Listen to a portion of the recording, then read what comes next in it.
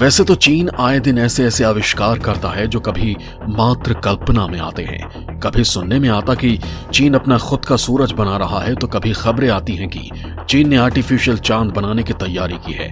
लेकिन इन सब खबरों के बीच ये तो चीन ने एक कारनामे को कर ही दिखाया है, वो है आर्टिफिशियल बर्फ के मैदान।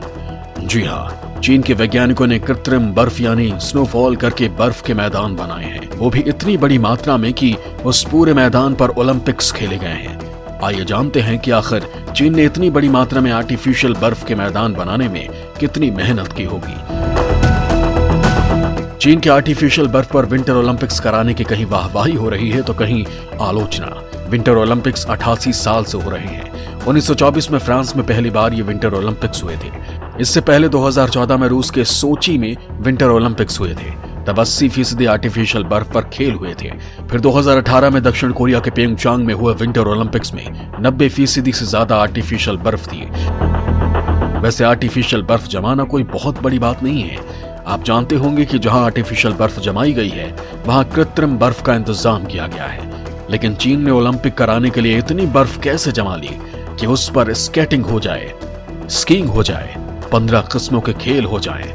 तो चलिए सबसे पहले जानते हैं कि चीन ने किस तरह ये बर्फ के आर्टिफिशियल मैदान तैयार किए, किस तरह से बनते हैं बर्फ के मैदान। आर्टिफिशियल बर्फ के मैदान बनाने के लिए सबसे पहले तो ये फैसला करना होता है कि बर्फ जमानी कहाँ है। इसके लिए 2 जगहों की जरूरत होती है, स्केटिंग और आइस हॉकी जैसे खेलों के लिए इंडोर स्टेडियम में, और स्कीइंग जैसे खेलों के लिए आउटडोर। दोनों जगह बर्फ जमाने के लिए अलग अलग तरीके होते हैं। इसमें सबसे पहले जिस पानी से बर्फ बनानी है पहले उसे साफ यानी प्यूरिफाई किया जाता है। जब इंडोर बर्फ जमानी होती है तो कंक्रीट के फर्श के नीचे रेफ्रिजरेटर यानी ठंडा करने वाली या जमाने वाली गैसों के पाइप लगाए जाते हैं। गैस से फर्श -7 डिग्री तक ठंडी हो जाती है। फिर इस ठंडे फर्श पर मशीन से पानी की फुहारें डाली जाती हैं। जब पानी की बूंदें इस ठंडे फर्श पर गिरती हैं तो जम जाती हैं। पानी तब तक गिराया जाता है जब तक बर्फ कुछ सेंटीमीटर मोटी ना हो जाए। अमूमन 2.5-3 सेंटीमीटर तक बर्फ जमाई जाती है। फिर खेल की जरूरत के हिसाब से इसे दबा दबा कर सख्त बनाया जाता है। वहीं आउटडोर बर्फ जमाने के लिए स्नो मशीन या स्नो गन जैसी चीजें इस्तेमाल की जाती हैं। इंडोर वाले प्रोसेस में जमीन के नीचे रखे पाइपों की वजह से पानी जमा रहता है। आउटडोर के प्रोसेस में स्नो गन में ही पानी को बर्फ बना देने का सिस्टम होता है। इसलिए जैसे ही पाइप से पानी डाला जाता है मशीन में रखी गैस उस पानी को बर्फ में बदलती है। फिर मशीन में लगा पंखा इतनी तेजी से इस बर्फ को आगे फेंकता है कि ये एकदम पाउडर की तरह हवा में फैल जाती है। फिर धीरे धीरे जमीन पर गिरकर इकट्ठी होती रहती है। ऐसे ही बहुत देर तक बर्फ छिड़की जाती है। फिर जरूरत के हिसाब से इसे दबाकर सख्त बना लिया जाता है। विज्ञान का एक शब्द है हाइड्रोक्लोरोकार्बन। ये वही रेफ्रिजरेटर यानी ठंडा करने वाली गैस है जो हमारे घरों में फ्रिज और एसी में होती है। बड़े पैमाने पर बर्फ भी इसी से जमाई जाती है। वहीं आपको बता दें कि हाइड्रोक्लोरोकार्बन से पहले क्लोरोफ्लोरोकार्बन गैस से बर्फ जमाई जाती थी। लेकिन वैज्ञानिकों का कहना है कि इससे तो ओजोन परत को बहुत नुकसान होता है, इसलिए 1990 के आसपास से उपयोग को रोक दिया गया और हाइड्रोक्लोरोकार्बन को प्रयोग में लाया गया। लेकिन बाद में पाया गया कि इससे कार्बन उत्सर्जन बहुत हो रहा है, इससे धरती का तापमान बढ़ रहा है, तो 2010 के आसपास से इसे भी बंद कर दिया गया और इसकी जगह पर हाइड्रोकार्बन और हाइड्रोफ्लोरोओल्फिन जैसे विकल्प लाए गए।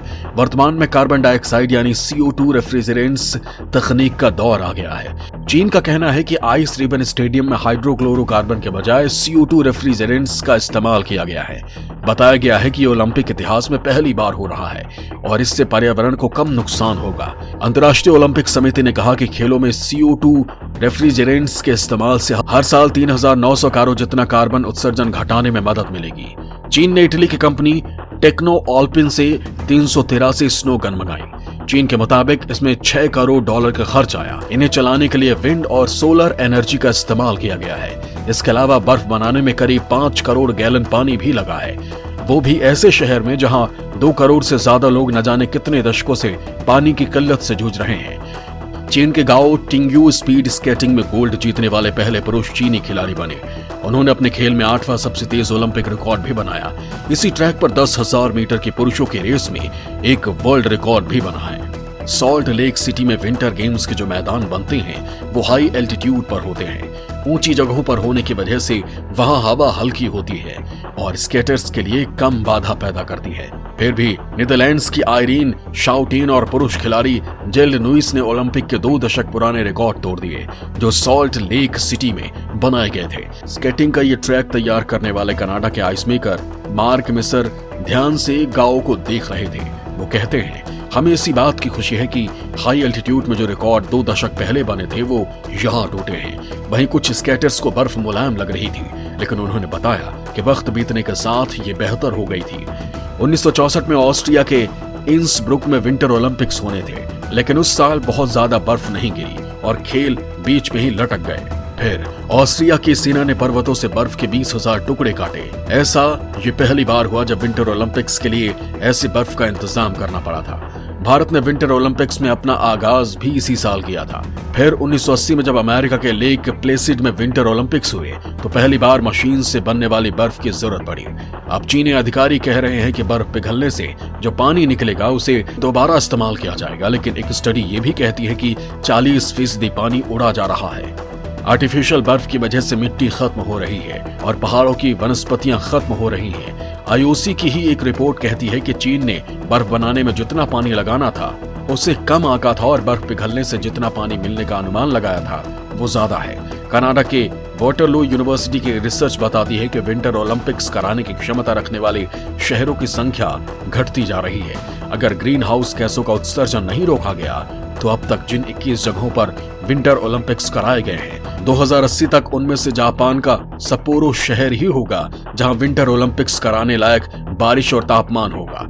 अगर दुनिया भर में यही ट्रेंड चलता रहा तो आर्टिफिशियल बर्फ भी विंटर ओलंपिक्स का भविष्य नहीं बचा पाएगी।